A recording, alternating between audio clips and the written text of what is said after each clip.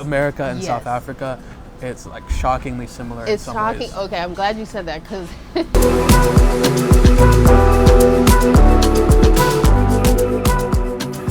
Hey y'all, it's your girl M, and as you know, I relocated to Cape Town, so I've been meeting a lot of dope people, and today I'm gonna get to meet somebody who also relocated to Cape Town and kind of get his story on how he's been enjoying it and, you know, the inside scoop on his time here in South Africa.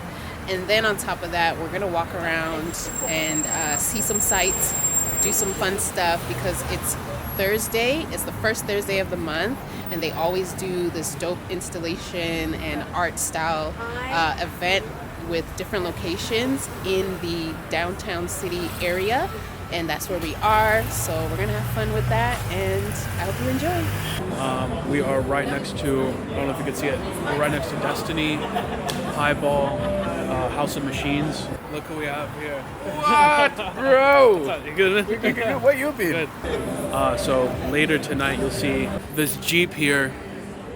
We'll have a DJ DJing out of the top of the Jeep. You didn't know I'm a DJ. Oh yeah, so she's gonna be DJ. So it's gonna be me. I'm gonna hop in there, and I'm just gonna do my thing. So you guys will probably not see that later. So first of all, thank you. Yeah. Thank you for taking the time. It was very random and like last minute. I saw your YouTube, I think literally last week. Oh yeah? Yeah, I just stumbled on you because, like, you know, now my YouTube algorithm, it shows me like, you know, South Africa vlogs and different content. Mm-hmm. So as soon as I saw yours, I was like, ooh, a North American. Perfect. It was like interesting. Yeah, because since I've been in Cape Town, I've been like kind of more keen on like meeting people who aren't from here, because I'd love to hear your story. Mm-hmm. You know what I mean? Like, I think out of most countries in Africa, Ghana is really big in terms of like people relocating there. Yeah. Kenya, Tanzania, and people are just starting to really get to knowing about South Africa and how it's like, you know, it's popping. Yeah. You know? I think like when I first came in 2020, Ghana was still kind of like getting most of the attention. Mm-hmm. And then like fast forward, now people know about South Africa more, especially because of like Amapiano. Yeah. You know, and like just the different celebrities, Uncle Waffles and Tyler, kind of like shining more light on it. Yeah. So I guess actually to start, I'm curious, what made you come to South Africa, actually? So probably curiosity more than anything. It was kind of like, okay, this place is so far away and I know almost nothing about it, but there's definitely things happening here. Yeah. So I come from a half immigrant family. Okay. They're from Trinidad in the Caribbean. Yeah. And so I kind of had perspective early on that there's a lot of places outside of the US that you may want to be. Like, my dad talked highly of the Caribbean, even though he had, you know, there's certain issues that they face. In some ways, lifestyle-wise, he found it better than the U.S. Mm-hmm. He was also in the military, so he got to travel a lot. Yeah. Germany, places like that. So, yeah, early on I had perspective, and it just made me curious about, you know, what's going on in Africa, and is it exactly how it's painted in American media? Yeah. And I quickly found out it's not at all. Don't let them lie to you. I promise. It's and that's what Jetlag Africa is about too, right? It's like showcasing that we're much more than what they show you on TV. Right. You know, Africa, and as Africans, we're much more than what you see on TV. Mm-hmm. So was it South Africa specifically that you kind of like honed in on in terms of curiosity, or was there other countries and then you eventually... There were a handful. Yeah. For me, any place that was just beautiful. I was big into nature as a kid and animals. So yeah, any place. Like, I was interested in Portugal, Australia, New Zealand, places like that. Yeah.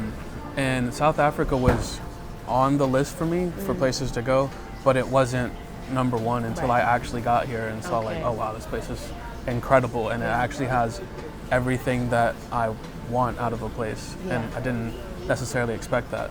So when did you first come? It would be 2022 is when I first came. Okay. I actually went quite a few places before that. I mentioned Portugal. I spent a lot of time there. I spent a lot of time in Morocco, and I love those places too.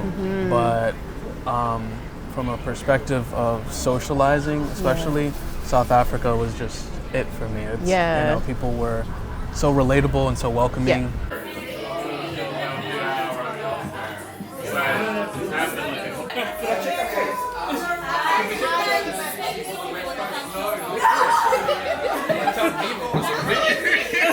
I'm going to give you a tour. It is a branded sign over there. So this is the wine library, right? So outside wine library is an extension of culture. So we do events over here. And what's interesting about the wine library is that there is a cellar. So if you go right through there, there's a cellar where we keep most of the wines. Local wines, we import wines from out of the country. So we do international wines and local wines. This is the magic room. This is the magic room. This is here when you get to pick. So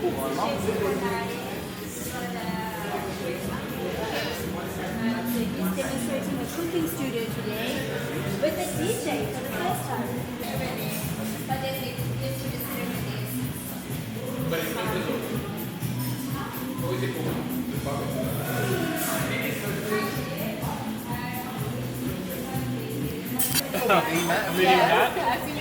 Hey, how are you? Am I talking to the camera or you? You can talk to me. It's good.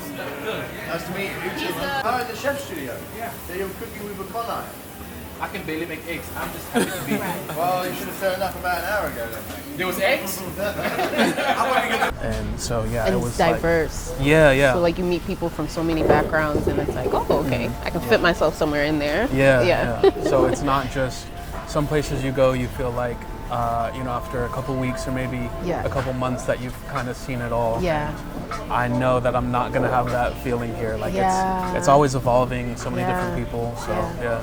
Did you come to also do work? Because I know. So actually, for people that don't know, a little bit of your background in terms of like what you do. Yeah. So I was always like a tech nerd. So I started web design straight out of high school. Yeah. Started my own business doing that. So working remotely was always like a big priority for me. Yeah. But after coming here, it actually inspired me to kind of leave that and start into videography and cinematography. Oh, okay. Yeah, at first it was just me wanting to show family and friends back home, like, oh, like this place is gorgeous, like more than I could do, you know, like just with my phone, because I felt like they weren't getting it. They were like, oh yeah, that's cool, but you know, like when are you coming home? And I'm like, I'm not coming home. It's not happening. Y'all don't get it. Yeah. So yeah, it kind of inspired me to change career paths completely. Wow. Yeah. Wow. So now are you fully in the like videography world, or do you still do the fully in the videography world? Yeah. You know, working with different travel brands, hotels, things like that. So, nice. Okay. So you've been getting work with South African companies? All over, South Africa included. Yeah. I just did a shoot with the Marriott Sea Point location and the Fire and Ice location up here too. So yeah, did like commercial work for them. Yeah. But yeah, open to working anywhere. So I always say like I'll always stay here. Like this will be my home base. But I love traveling. Like I feel like I always have to have new experiences and learn something new. So I'll always be traveling for work and you know just because I love it. Yeah. And I mean you can too. Like you look young. I don't know how old you are, but you look young. And I guess you don't have like family and kids at home in America. No. So yeah. Yeah. I mean, I have family in America and family in the Caribbean and you but know, not like some. You don't have like a wife and kids. Yeah, no dependents. Yeah, so it wasn't. You know, I left behind family and friends there, but it wasn't. I didn't have any hesitation in trying something new because there wasn't anything like you know, kind of holding me to one place. I hear you. Yeah, that's how it was for me too. Like I think because I do Jetlag Africa, a lot of people think I came here for Jetlag Africa, but it was actually I was here already, like in and out visiting. So when I first came, I came during the pandemic, and it was only supposed to be 2 months. Yeah. But 2 months turned into 2 years. Yeah.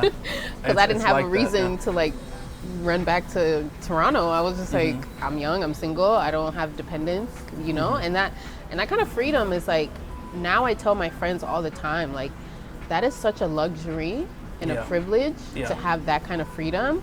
And even if you're still like, you know, trying to figure it out, maybe you're broke, maybe you're like, I don't know, like, I'm just trying to get my life together. It's like, put that energy into doing something dope. Yeah, absolutely. You know what I mean? Yeah. Like that, I was kind of like, forget it. Let me just dive into this experience. And I'm so glad I did. 100%. And even the people that do have, you know, kids or something else that kind of, you would think maybe keeps you in one place. People change careers all the time. People move new places all the time with their entire family. So I wouldn't let that, you know, hold anybody back if that's something that they're considering. Yeah, and especially South Africa. Like I find like it's a great transitional place. Like if you're gonna look at the continent of Africa, and especially if you have families, like a family to bring, South Africa is such an easy transition, at least to me. So I don't know.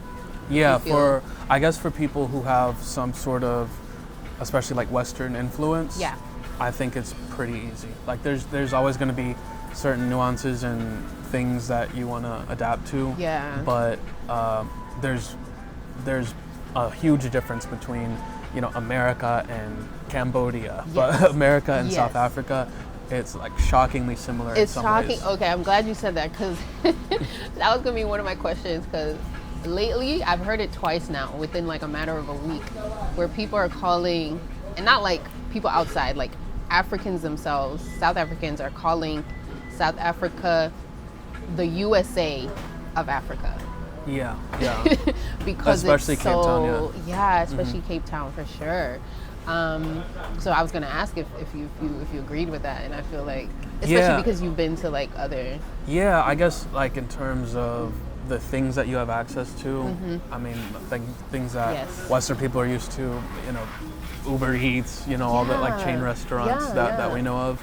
Yeah, but in other ways, it's so different. I think there's a bigger embrace of multiculturalism and I guess a broader understanding of it here. In America, honestly, I think they're kind of still struggling with that. And I think there's a stronger identity in places like South Africa and all over Africa, really. Yeah, I think the only places in America where you get that feel is like Miami, New York. Yeah. You know, because they have such a, you know, diverse population. But like, like my mom lives in North Carolina. I'm like, when I'm there, it's white people, black people, Hispanic, that's pretty much it. Yeah. Asians, that's it. You know? So yeah, you do really get like, or maybe I should ask you. So when you first came, was that one of the things that stood out to you right away? Was the diversity? Like diversity and the... 100%, yeah. Because, I mean, I'd done my research beforehand, so I knew it was diverse, but for a person who doesn't maybe know that much about South Africa, I think they would think Africa in general is mainly just black people. Yes. You know? Yeah. And here it's literally everybody. It's literally. And they've been here a lot longer than you think, too. Yes. So, I think it was like a pleasant surprise. I already knew what to expect, but actually seeing it is a different thing. Yeah, and then also like, I think people, you would think like maybe there's going to be a huge language barrier too, you know, obviously because there's like 11 national languages or something like that. You're going to hear and meet people that speak all different languages, but like English, because everyone knows English, it's such a easy... Like, I have not had trouble getting around. Yeah, you won't. In terms of, like, talking to people and figuring things out. Yeah. If anything, it taught me I need to kind of step it up. I mean, people here know 3 or 4 languages sometimes. And I'm like, oh, wow. Well, I can talk to you in English. Right. Yeah. And a little bit of slang. Yes, I agree. Okay, so what would you say... South Africa could teach other countries or things that like you've noticed here that other countries should adopt. Like, I'll use an example. So I remember when I first came and you go to like the grocery store or you go to the mall and you get a shopping cart. Yeah. There's always like those little wipes. Yeah. So you can wipe down the handle. And they had that before the pandemic. Yeah. So I was like, oh. Thinking about it now, you're like, well, that should have been common sense. But yeah, literally. Yeah. And then also, I love that you can take the shopping cart outside of that store. Like if you're in a mall, you can take the shopping cart throughout the whole mall. Yeah. Which is like, oh yes, this is like almost like duh. Because it's like I have all my bags, I have all my stuff, so now I can like walk around with it. I was like, Canada, hello, America. I think when you go different places, sometimes you see things and you're like, why isn't this everywhere? Why are we all doing this? Yeah. I guess one of the things South Africa can teach other places, I think maybe resilience. So South Africa is known for having, some issues. Yeah. But the people here are still humorous and they can they can get past things and like laugh it off. And I'm like, wow. Yeah. Coming from a place where you meet a lot of people who complain about small things. Smallest things, coming here is like, oh wow, like people deal with real stuff here and they move forward still. So I remember for me, because I was born in Africa, I was born in Zimbabwe, and then I moved to America when I was probably like 6 or 7. Even at that young, I could notice the cultural differences, and I felt how much privilege there was, yet people would complain so much. And I'm like, like, y'all have so many things to be grateful for, but then also understand it, because it's not like life is perfect there either. For some people where it's like your struggle is struggle, so of course. But I think it's also just a cultural thing in terms of like it's ingrained in us as Africans where I don't know how to explain it. Me and my friend were kind of talking about it, and like it's just a natural in our spirit kind of thing, because there are also different places within Africa where I noticed that too. It's like the history of the country might have a lot of conflict, but like, and even currently if the country's struggling, the people themselves, they don't hold on to that struggle, they don't carry it everywhere with them. They still have such a spirit and like a liveliness. But I think it's like just something about Black people, we just want to have a good time. You know what I mean? Like it's like, okay, we can focus on the negative, but it's like just naturally we just want to vibe. If you put Black people in a place with music and food, that's really all you need. We're happy. We're happy. Like, and I think that's just, even like if you go probably, into the earlier centuries before, historical conflict, I feel like majority of the day we were like hunting and then once you get that catch, it's like, okay, now we can eat, now we can have a good time, singing, drumming, dancing, and then it's just in the blood, it's in our spirit, so you were telling your family or showing your family how amazing it is, and like you're like, I'm not coming back. So do you feel like this is somewhere you could live like just be a permanent South African, basically get your citizenship and just like 100%, grow old here type I of could thing? definitely see it. Like before coming here, I didn't even really think of things in that term. I always like was open to just kind of moving around, and I thought that was always going to be my lifestyle. But when I came here, I was like, okay, it's not even just all like the resources I need, but it's really more the people here. I'm like, okay, I've kind of found my people kind of thing. So so definitely a place I could be. But before I came here, people thought I was absolutely crazy for even wanting to go. I mean, they threw like a goodbye party for me. One of my friends was like, message me once you come back because I know you won't have internet over there in South Africa. Yeah, it was crazy. They're ill-informed. Imagine in 2022, people still don't know we have internet. That is hilarious. And that's honestly what inspired my mom to do Jetlag Africa, because it's like, she was saying the same thing. She's like, it's 2020. And I tell people like, oh yeah, I remember the Cosbys, and they're like, you had television, you had And Yeah. they're like, my mom's like, Yeah. all right, we got a lot of work to do. We have a lot of work to do. But yeah, I think I love it when people like you take that leap, you know, because then that really sets the trends. It kind of starts a wave, because literally you don't know how many people you could be inspiring, you know, just by showcasing where you are, and you're like, guys, this is Africa too, you know. So shout out to you for that. Appreciate it. Yeah. Okay, so you can see yourself staying here. Would you see yourself getting married, having kids, like that whole thing, settling down? Yeah, I could see that. Yeah. Yeah. I think like that's another thing people always wonder about. For some reason, the top things when people travel or like think about living in another place is food, you know, certain conveniences, and dating. Yeah, that's like a big thing. Yeah. But there's also dating apps too. I think like people even get surprised when they're like, there's Hinge here, there's Tinder here, and I'm like, there is. Yeah. I think for me, the one thing I did like is coming here, I had a whole different experience on dating apps, because like in America, or North America and Canada especially, you know, Tinder first popped off and like, you know, everyone's using it. I remember I downloaded it and I deleted it after like literally 5 days. Really? Because it was that bad? It was just bad. It was like people would message you and they're like, hey, where do you live? How far are you? What? And I'm like, okay, hi, hello, nice to meet you too. Yeah. Because it's like people are just like trying to, you know, hop too fast and do too much.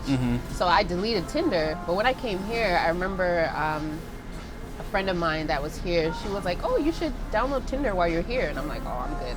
But she was like, no.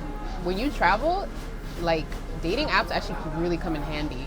Because it's a great way to meet people. Like, and what I find is they're not like, as soon as they find out you're from somewhere else, the attitude kind of switches to go from like, ooh, I'm trying to, you know, get to know you, to, oh, I just want to show you around. Yeah, you know, like they get excited and they're like, oh, let me, you know, show you this club or this bar and this whatever. So like Tinder was actually fun here because so yeah, for really both I of was you, just it's like a better experience, really. Yeah. So it was fun. It was fun just to like meet people, and then they'll take you out, send you home, and that's it. So I was shocked. I was pleasantly surprised. Give it a chance if you come. But yeah, that's dope. That's dope. What have you enjoyed the most? Like, what do you find the most enjoyable to do? Like, if your friends were to come here, what's the first thing that you're doing with them? Oh, sweet. Okay, so yeah, I've had a few friends kind of come visit so far, and I've got another one coming this summer. So at this point, I've got like a whole itinerary for friends and family that visit.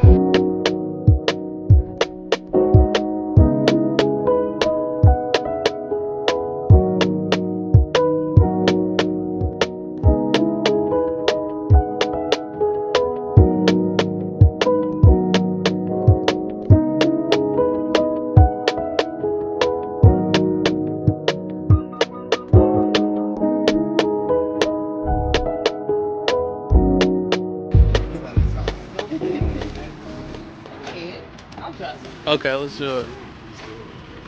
Yeah, I do videography, man. Yeah. Super sick. Is that what interested you in coming here first? Yeah, that was the main thing. I was like, man, the city is gorgeous. And then, Beautiful city. yeah. So where is this? So where is this? Yeah. This is Earth, you know? And what I'm trying to represent. I used green for the sun, yellow for the grass, and blue for the mountains, because I want people to see the world in their own colors. You know what I mean?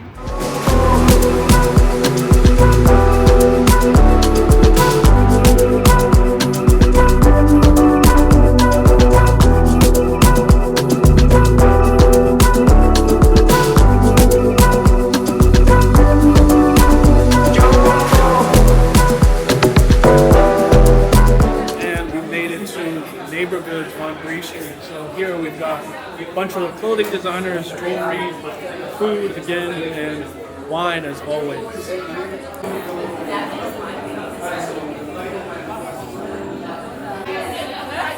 What did you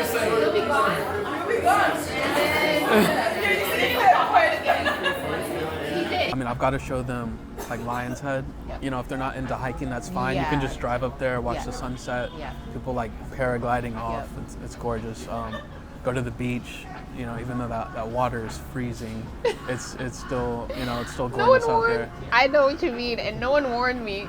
Yeah. No one warned me. I'm there like, ooh, beach day. We're gonna get in the water. Yeah, We're gonna look cute. It's we're gonna not that have kind fun. of beach. It's not that kind of beach. Yeah. Food, Try some food. bars. Yeah. A road trip if they want to do that. Yeah, we could go out to like a cabin for a weekend. Yeah. Yeah. Wine train, Stellenbosch. Yeah. Yeah. And the good thing is like, you know, if you have U.S. currency, Canadian currency, even like it's gonna stretch. Yeah, definitely. You know, so it's like, okay, you have options. Yeah, 100%. That's definitely what kept me here pretty long, because I was like, in Canada, I'm struggling. I'm staying home. Yeah, you probably wouldn't do 12 things in a day Yeah, in Toronto. yeah, exactly. I find Joburg is more if you want to get like this inner city, like fast-paced nightlife and like, you know, that type of vibe. If you're more that type of person, then Joburg, yeah. For People sure. compare it to New York as like the Yeah. American analogy Yeah, for it. yeah, exactly. Yeah, me too. I would say so. I would even say the Atlanta, because also of like you'll go to certain places and you'll see like the affluence. Is that the word? Yeah. Yeah. And so it's like you'll see a lot of black affluence too, where it's like you'll see like it feels like how Atlanta is. You know, you see very successful black people just killing it. You know, and Yeah. living lavish mansions, the really nice cars. Like the amount of luxury cars that we saw. Like we just came from Joburg for our 9th free trip. Oh wow. So that was like literally 2 weeks ago. I just got back and I saw so many like luxury cars and like, you know, you might see a Lamborghini, you might see like, and that's just like, that's just regular that's what it every is. day. So because it's Cape Town and there's always something to do, we want to show you guys that literally on any given week, you're going to find something fun to do. And we happen to be meeting up on Thursday, and it's the first Thursday of the month. So it's called First Thursdays, and it's basically like it's within the city center and kind of also around the city center. They'll have different businesses and also even like certain event spaces that will have like art installations and all this really dope stuff going on. So it reminds me of, if you're from Toronto, it's similar to Nuit Blanche, but Nuit Blanche only happens once a year, and then First Thursdays happen every month. Yeah, on every the month. First Thursday. And they don't miss it. And they ever. don't miss. And it's it's a vibe. Have you been before? Yeah, a few Okay, times. a few times. Yeah, it's been dope every time, right? Oh yeah. Yeah. There's always 100%. something to see, always something to do. There's one place I wanted to show you. They have, they're going to be serving like free wine and stuff like that. So you can go to places like that where it's like, there's going to be vibes. And you don't have to pay. So yeah, that's also extra bonus. So that's what we're going to be doing. And yeah. All right, so we are still out on Bree Street. We are at this outdoor thrift market. They got a little bit of everything.